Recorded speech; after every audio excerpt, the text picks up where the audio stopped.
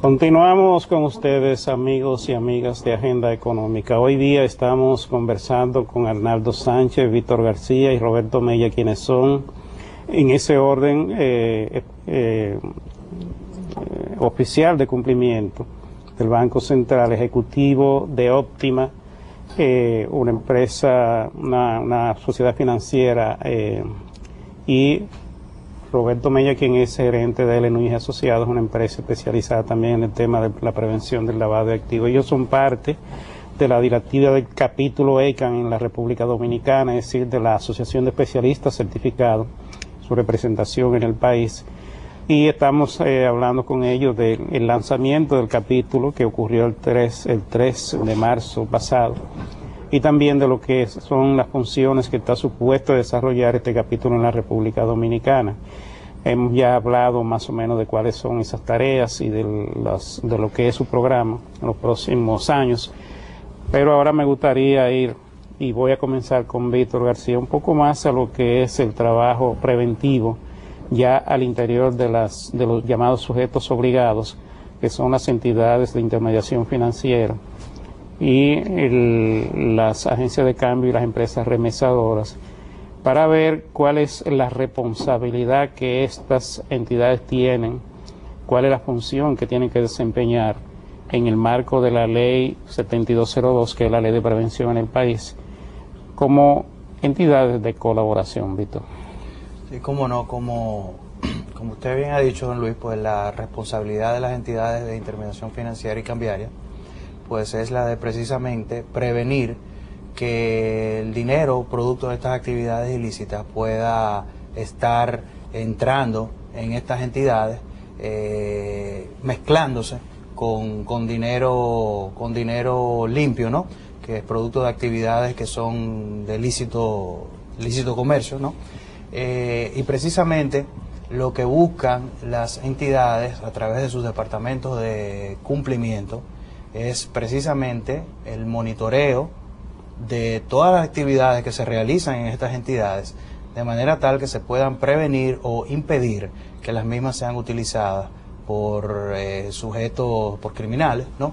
Que estén utilizando pues negocios lícitos para canalizar todo este dinero que hemos hablado que se genera por estas actividades. Arnaldo Sánchez Rosano, sí, fue de los que en el país trabajó en el proyecto de ley cuando estaba siendo trabajado para fines de conocimiento en el Congreso Nacional, y yo creo que tiene una gran experiencia en todo esto, y además ha estado trabajando el tema permanentemente como funcionario del Banco Central y en cierta medida como instructor. Así que Arnaldo, yo creo que puede agregar un poco más a lo que nos ha dicho Víctor con respecto a esa gran tarea que tienen los sujetos obligados. Y como bien señalaba Víctor, las entidades empiezan con una gran política, que es lo que va a conllevar poder ejecutar los pasos que había señalado Víctor. La gran política es conocer a su cliente, pero conocer a su cliente no es simplemente tener el nombre y la cédula del cliente, sino tener una serie de informaciones que le permita a usted saber si la operación o la transacción que está haciendo esa persona corresponde al perfil de vida que tiene para poder realizarla. De ahí que viene para poder detectar cuando algo sea inusual o sospechoso. Por ejemplo, un jardinero no puede llevar millones de pesos a una cuenta corriente, claro, porque eso podría llamar a sospecha. Y ahí viene entonces la parte del monitoreo que señalaba Víctor, que entonces se monitorean las transacciones que van haciendo principalmente los clientes de alto riesgo o aquellos también que están calificados como PEP, para poder ir detectando cuáles se salen de ese perfil que ya se ha creado en la institución. Y una pregunta, Arnaldo. Por ejemplo, yo sé que por encima de $10,000 o su equivalente en pesos dominicanos, necesariamente hay que llenar un formulario y ahí usted tiene que explicar el origen de los fondos de esa transacción. Pero los sujetos obligados verifican la calidad de la fuente que da certificación sobre ese origen de los fondos, o simplemente es un llenado. ¿Cómo eso se ha podido ir avanzando en ese tema? No, ¿O hay que presentar una evidencia o...? No te van a decir, bueno, tráeme cómo tú lo ganaste, pero sí la institución tiene los mecanismos para determinar si lo que tú estás diciendo es verdad. Pues tú me dices que trabajas en el Banco Central y que gana una X cantidad de dinero, entonces yo tengo la forma de verificar la realidad de que tú trabajas en el Banco Central y que ganas esa cantidad de dinero, porque existen las herramientas tecnológicas, porque ya tenemos ahí el Internet que nos permite a nosotros poder saber muchas cosas. Pero otra pregunta, y ya como no sé mucho en la materia, el experto aquí, el amigo Luis. Por ejemplo, en el momento que se da la transacción, la entidad puede rehusar para tener que completar la investigación en ese momento y entonces la persona tener que volver, o se recibe la transacción y se deja en espera y entonces después se define cómo se da ese proceso. Eso va a depender de la política de la entidad particular de la entidad. Es una estrategia de negocio de la entidad. La ley lo que habla es reportar las transacciones inusuales o sospechosas. No dejar de recibirla. No dejar de recibirla. Okay. Ahora bien, si usted tiene un cliente y ese cliente le ha hecho varias transacciones y ya usted cada una de esas transacciones la ha calificado como inusual o como sospechosa. Y la sigue recibiendo. La sigue recibiendo, entonces ahí habría que analizar si no hay una ceguera voluntaria y simplemente estoy llenando un reporte defensivo para decir, bueno, yo cumplí con la ley, pero estoy siendo parte del proceso porque se lo estoy permitiendo a la persona. Entonces hay que tener un poquito de cuidado con eso, por eso que existen manuales de cómo actuar, procedimentales, que deben ser aprobados por la Superintendencia de Bancos, que es otro de los pilares de la prevención del lavado de activos que tienen las entidades.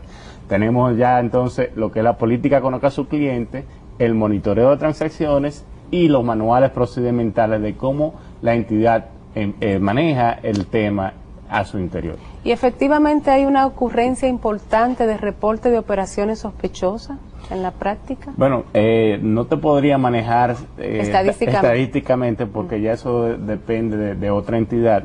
El Banco Central en esta materia no es supervisor ni regulador, entonces... Pero ahí, por la experiencia, o sea, sí ya hay más conciencia de... uno habla, sí, claro. eso se sabe que sí, que hay un alto número de reportes. Ahora bien, déjame decirte, un reporte no significa necesariamente que hay una actividad ilícita, es simplemente... Una alerta. Que ya las entidades, las autoridades analizan ya a nivel global del... ¿Y se hace una sistema. lista negra de esas operaciones recurrentes en lo que son inusuales y que ya, por ejemplo, pasa por una entidad, trata de pasar por otra y ya como que tú dices, bueno, esta misma persona me sale hasta en la sopa? Sí, los mismos oficiales de cumplimiento en la Asociación de Bancos se reúnen y tratan temas de retroalimentar. Se retroalimentan y las mismas autoridades van creando esa cultura de intercambiar.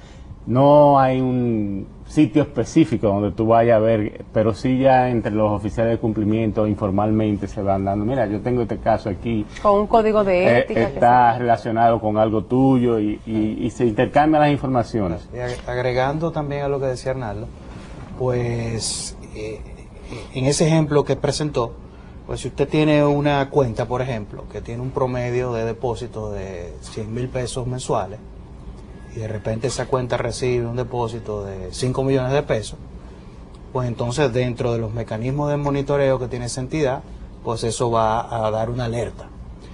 Y como usted bien preguntaba, pues bueno, ¿y qué hace la entidad? Bueno, pues entonces la entidad lo que hace es que investiga. Pues llama a ese cliente y diga, mira, usted ha tenido un depósito que se sale. Heredó, vendió una finca de la familia. Mire, yo acabo de vender mi casa. Muy bien. Usted podría darnos los contratos para nosotros soportar esa operación y así tenerlo. Entonces, las entidades tienen sus mecanismos, obviamente, de determinar y de investigar las actividades y los que ocurren dentro de las mismas. Sí. Yo quisiera, Roberto, te voy a hacer una pregunta ahora, pero quiero agregar a lo que dice Víctor lo siguiente. Precisamente de eso se trata. Ser un especialista significa estar preparado, estar entrenado, tener el sentido común, tener la sensibilidad para fines de tu poder en ejercicio de tus funciones del día a día dentro de una entidad financiera, poder ver más allá de lo que ve cualquier persona normal, el peligro que puede haber en un cliente o en una institución, una transacción que se te presenta. Y de ahí que tú tienes entonces que en ese momento aplicar lo que se llaman los procedimientos internos que están escritos, que toda entidad debe tener escrito en un manual para entonces hacer la tarea de prevención.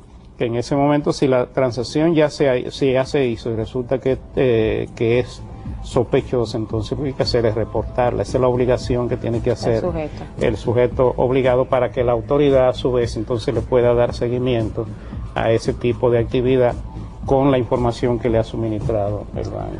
Vamos a una pausa y regresamos.